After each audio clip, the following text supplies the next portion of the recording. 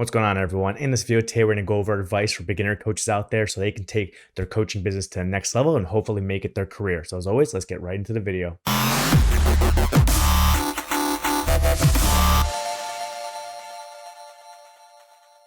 Alrighty, what's going on, my powerlifting people? Hope you're all having a good day. Thank you for checking out the channel and tuning into another video. And if you're new here and you don't know who I am, my name is Aaron Kamesi. I'm a powerlifting coach, athlete, referee, and meet director. So I make videos here on the channel to help out those groups of people. In this video today, like I said in the intro, this is going to be helping out the coaches out there listening to the channel. And this was a user submitted question, basically asking for advice for beginner coaches out there. And again, like some of my previous user submitted questions, they didn't give me too much details about their specific situation or what specific details they want to know about this topic. So we're just going to do another general video with some advice there for beginner coaches. And I've gone over some of this before in previous videos I've done where I've gone over how I got into coaching, how I became a national team coach, and some of the Q&As that I've done here on the channel. So you can always go and watch those videos next if you want to hear more. But for this video, we'll start it off with, people that want to get into coaching from going from like 0 clients or maybe 1 client and trying to, advertise and get their business out there. And then we'll transition to, those coaches out there maybe done it for a few years and they want to, take it from, 10 to 15 clients to maybe 20, 30, or 40 clients and make it their full-time job. All right, so we're gonna get right into it. And if you are just getting into coaching, let's say you've never coached anyone before, or maybe you coached 1 or 2 like friends or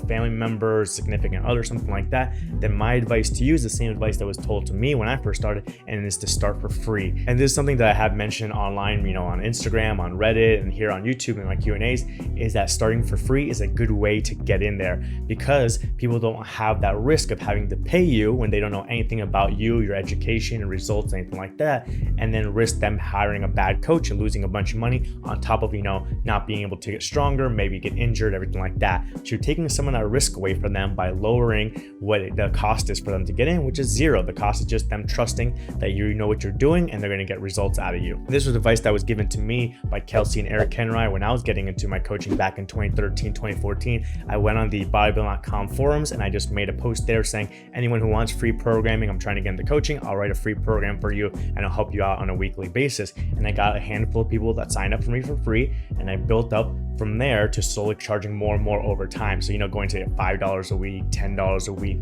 $20 a week, all the way up to the current price now of $175 US a month. So I know there are some coaches out there that just go straight to starting a website, creating their business, automatically charging $150, $175, $200 a month, and they may actually get clients, and maybe that works for them. But that doesn't work for everyone because, again, it depends on what kind of reach you have, what kind of results you have as a lifter, who what gym you train at, if you can maybe get people from the gym to sign up for you, that kind of stuff. There's a lot of variables that go on for someone to pick you, and maybe they don't even know that you exist. So you could put the website up and everything like that, charge $150 a month, and no one will ever find it. And if you start going on websites like Facebook, Buy.com, Reddit, and start advertising and saying, hey, I'm starting coaching, $150 a month, they may see it as spam and they might delete the threads or ban you or anything like that. But if you go on there like I did and just say, hey, I'm willing to help anyone for free, then they're not going to see it that same way, and you may be able to reach some people that don't know who you are and willing to give you a try. And from there, you have to actually put in the effort, design the training for them, send out the program to them, help them with their technique and everything like that so they get results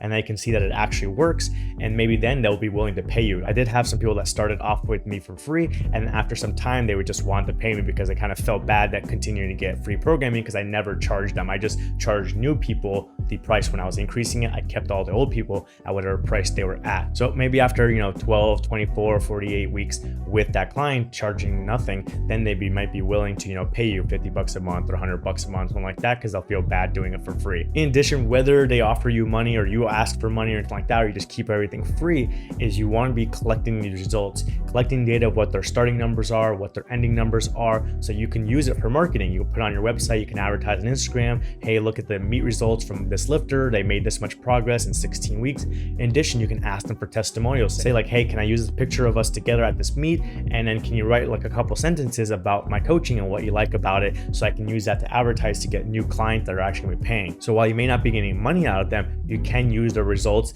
and getting testimonials out of them in order to go and get new clients, so you're actually getting some value out of those free clients. In addition, just word of mouth. They may go tell their friends or people at the gym, everything like that, like, hey, there's a new coach coming up and he's doing great, look at my progress and everything like that. And then those new clients that come, then you can charge them. So they are bringing you some value just in a secondary way. Another tip that I have for you beginner coaches, if you're just getting started, and if you've been doing it for a couple of years, is to go out there and get some certifications, even if you do have some.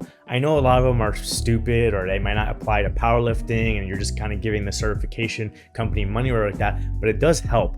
So it is a little bit of a mindset when it comes to lifters that they want to go possibly to a coach that has, a bachelor's degree in exercise science, or maybe they have a personal training certification, or maybe they have the USAPL coaching course certification. They have something to help, again, give the potential that you know what you're doing and that you're going to help them. If you have nothing and you didn't get your degree in that field, you don't have any certification or anything like that, you're just some guy who lifts weights and now you want to help out other people lift weights, they may be a little bit weary because they're like, okay, does the guy actually know what he's doing? Whereas if you have these certifications and you're getting more over time, it looks like you are trying to educate yourself and invest back into your business. This is something serious for you.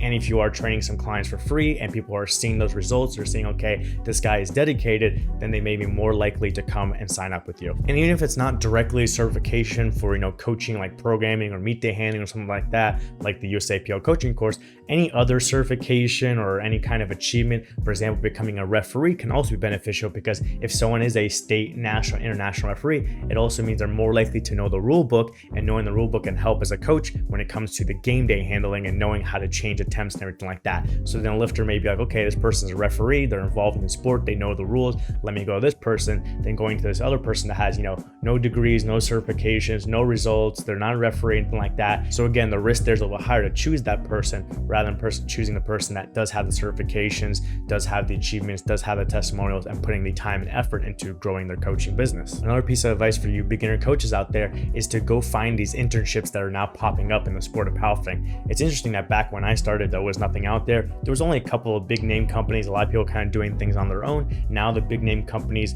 are growing in size themselves, but also more of them out there. And in order to bring on more coaches and take on more of the demand, they are doing some internship programs. So for example, the Strength Guys, which I'm a part of, does have an internship program. We have a couple of coaches that are learning underneath us. We have weekly classes, everything like that, to help develop them. And maybe they join the Strength Guys team for coaching, or maybe they just go off and do their own thing. But they've gone to the internship and they learn from people that are ahead of them of how to do things as far as programming, technique, meat day handling, running a business, all that kind of stuff. The Strength Athlete also has an internship, so that's another option. They recently took on a number of people, and I think they do weekly classes as well. So there's opportunities out there. And not exactly an internship, but Reactive Training Systems, RTS, has a classroom where you pay a monthly and you go to a classroom and learn from their coaches. So that can be, not necessarily an internship, but you're paying for a class to learn more about programming and technique and all that kind of stuff. And also they were taking on some part-time coaches with a possibility of becoming full-time. So if you are someone who already kind of started, you have a few clients underneath you, you kind of know what you're doing,